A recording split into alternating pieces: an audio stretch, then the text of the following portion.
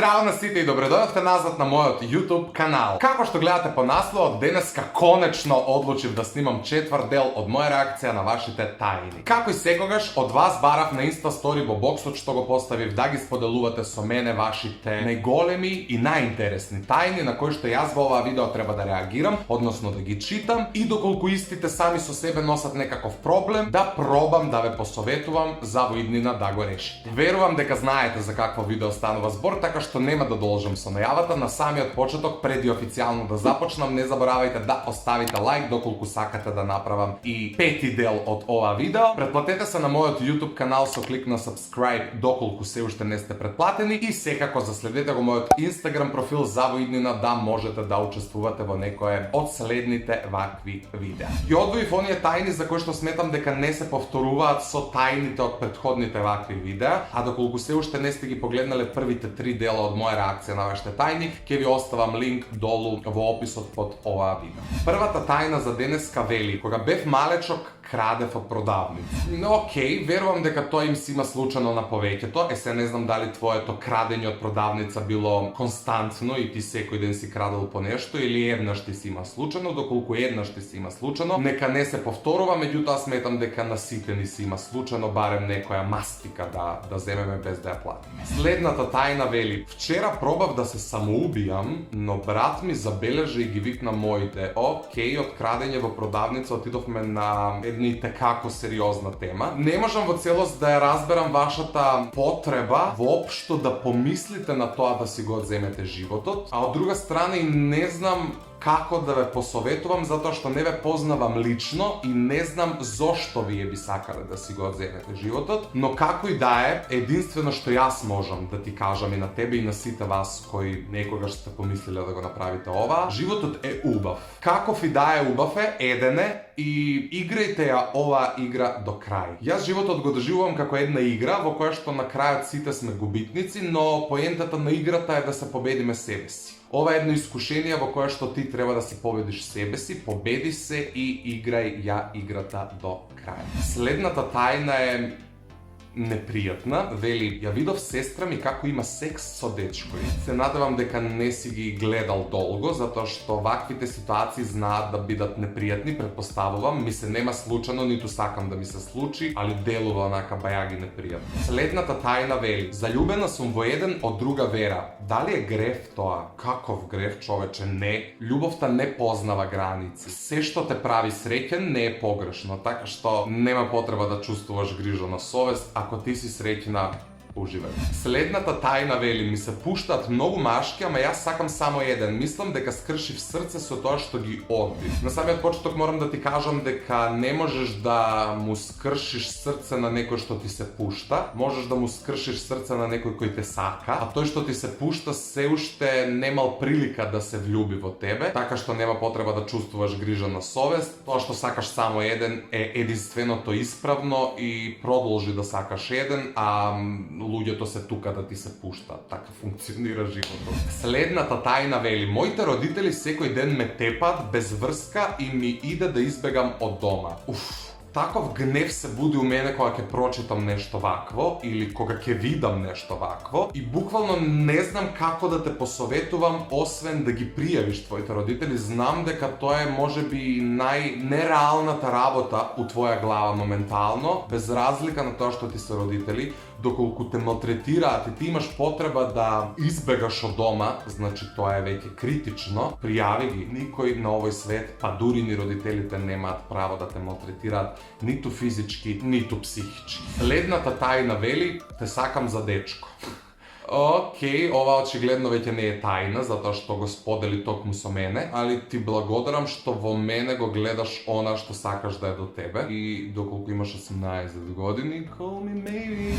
Следната тајна вели: татко ми е алкохоличар и прави некои работи под дејство на алкохол кои се неопростливи. Многу се нервирам. Среќен сум што моите родители немаат пороци, буквално никакви, но од друга страна имам емпатија кон сите вас кои имате родители алкохоличари, наркомани, наркомани, криминалци. Единствениот совет што јас можам да ви го дадам и сметам дека е исправен, гледајте позитивно на работите, искористете ги вашите родители како пример за што не би сакале да бидете во животот. Тоа се ваши родители и не сте имале можност да ги бирате. А родителите се сакаат какви и да се. Меѓутоа, доколку те нервира она што татко ти го прави, благодарение на алкохолот, тоа ти е одличен пример за да сватиш што не сакаш да бидеш во животот. Во секое зло има барем нешто позитивно. Следната тајна вели: понекогаш имам чувство дека сум бисексуал. Не знам што да ти кажам, не знам колку години имаш, меѓутоа доколку имаш доволно години за да ги разбираш овие термини поврзани со сопствената ориентација, искуси го и едното и другото и мислам дека единствено на тој начин ќе сватиш кој си и што си. Следната тајна вели: секогаш кога мастурбирам, мислам на тебе.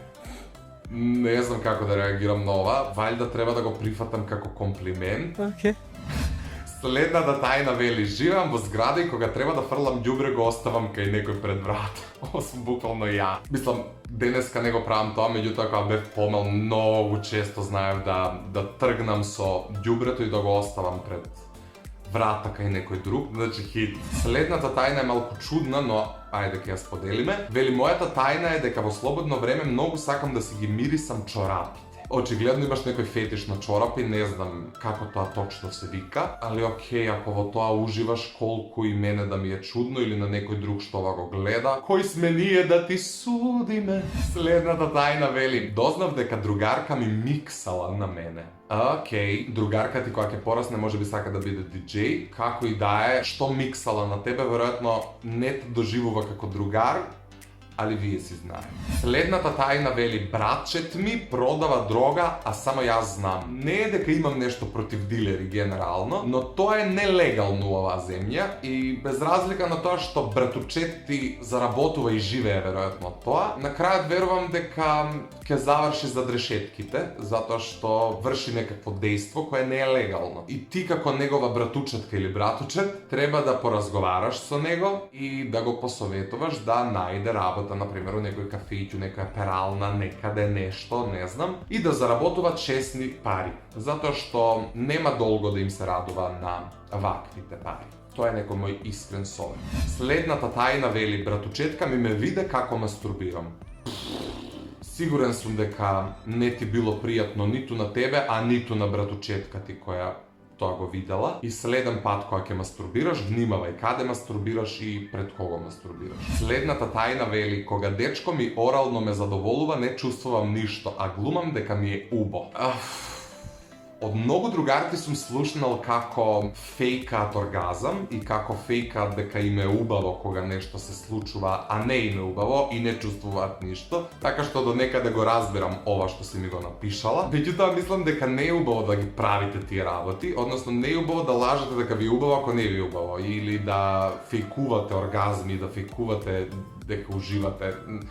Фуј, бидете искрени со вашите партнери, тоа е мојот единствен совет. Следната тајна вели: имам 23 години и сум virgin, односно невина. Искрено не мислам дека тоа е лошо, невиност може да се изгуби у секој момент и до некаде е можеби паметно што имаш 23 години и се уште тоа не си го направила. Направи го во еден вистински момент, со вистински човек, сега кога си некако зрела, предпоставувам дека полесно ќе го прифатиш сето тоа. Следната тајна вели: еднаш случајно најдов презервативи во фиоката на татко ми, но не му кажав ништо. Па окей, мислам, сосема нормално е луѓето да користат презервативи и не знам зошто би кажала на било кој дека си видела презервативи. И добро е што татко ти користи презервативи, затоа што ти сега би имал едно 10 братчиња и 10 сестрички. Мислам, ова се сосема нормални работи, не го доживувај како тајна. И другари, овде некаде ќе го одјавам видеото, затоа што сметам дека реагирав на сосема доволно тајни. Не сакам ваквите видеа да траат предолго, така што искрено се надевам дека ви се допадна и четвртиот дел од моја реакција на ваши тајни.